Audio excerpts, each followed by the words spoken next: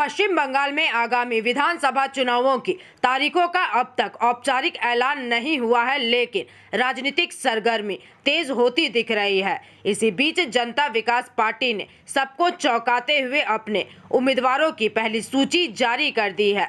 सूत्रों से मिली जानकारी के मुताबिक पार्टी के शीर्ष नेता हुमायूं कबीर ने आज बीरभूम का दौरा किया और आधिकारिक तौर पर जिले की 2 महत्वपूर्ण विधानसभा सीटों के लिए उम्मीदवारों के नामों की घोषणा कर दी है। घोषित उम्मीदवारों का विवरण इस प्रकार है।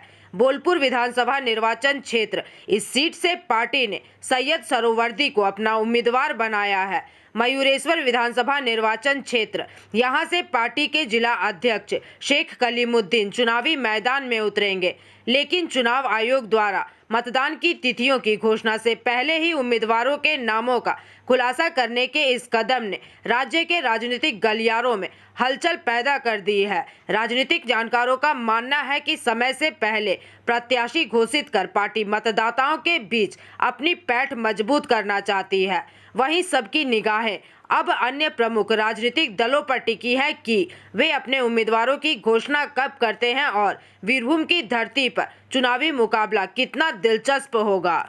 বাঙালি তো নেই এবং একজন সমগামীকে প্রার্থী করেছে, যেটা ইসলাম ধর্মের বিরুদ্ধ।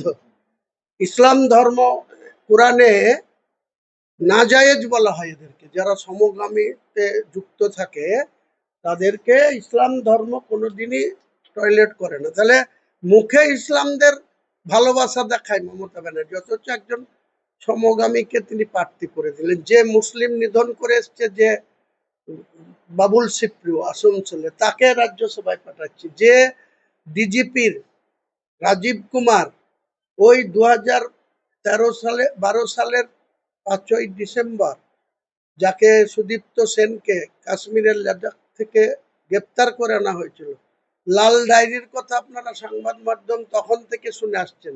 সেই লাল ডায়েরি তার কাছে আছে, সেটা যদি প্রকাশ করে দেয়, তাই ডিজিপি রেখেছিল, ডিজিপি থেকে রিটায়ার করেছে, সঙ্গে সঙ্গে তাকে রাজ্যসভায় পাঠাচ্ছে হচ্ছে।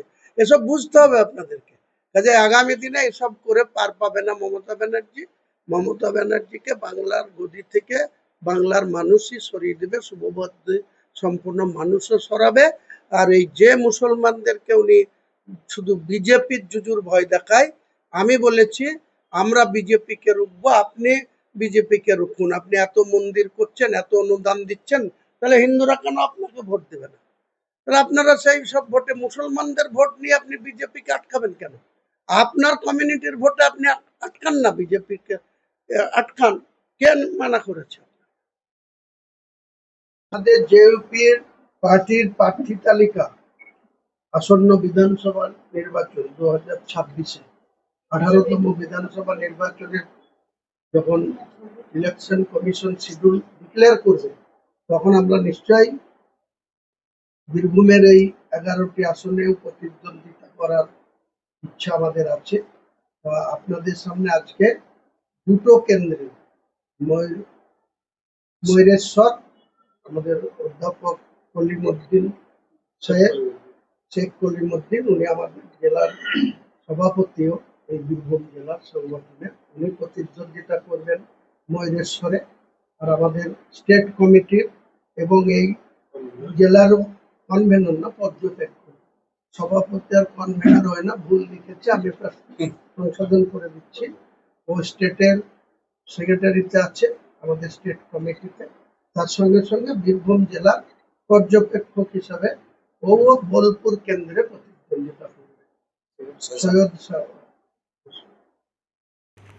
Bureau report, PVTV news. Raniganj में इतने लग्जरी रूम, वो भी इतने कम प्राइस में। सो मैं बात कर रही हूँ रानीगंज के NSD रोड में लोकेटेड होटल अतिथि इन के बारे में। यहाँ पे आपको फैमिली, फ्रेंड्स और कॉर्पोरेट के लिए रूम्स मिल जाएंगे, वो भी सिर्फ 1500 स्टार्टिंग प्राइस में। यहाँ पे आपको super deluxe room, Dulux room, regular room के साथ साथ प्योर वेज रेस्टोरेंट, जहाँ से आप अपने रूम तक टेस्टी फूड ऑर्डर कर सकते हैं। ये होटल हाइजीनिक और क्लीन होने के साथ साथ 27 हेल्पिंग फैसिलिटी भी देती है। High speed wifi, TV with fully AC interior, 24/7 room service, good ambience, clean cupboards, separate geyser facilities, clean washrooms, smoking area. अगर आपका भी प्लान है रानीगंज में स्टे करने के लिए तो आपके लिए ये एक अच्छा ऑप्शन हो सकता है। आप यहाँ पर रूम ऑनलाइन प्लेटफॉर्म मेक माई ट्रिप से भी बुक कर सकते हैं। अगर आप मेरी वीडियो दिखाते हैं तो आपको मिलेगा एक्स्ट्रा 20% ऑफ। अतिथि इन होटल आपको रानीगंज स्टेशन से 5 मिनट वॉकिंग डिस्टेंस पे मिल जाएगा और इन्फॉर्मेशन के लिए आप इन्हें कॉल भी कर सकते हैं। Thank you for watching.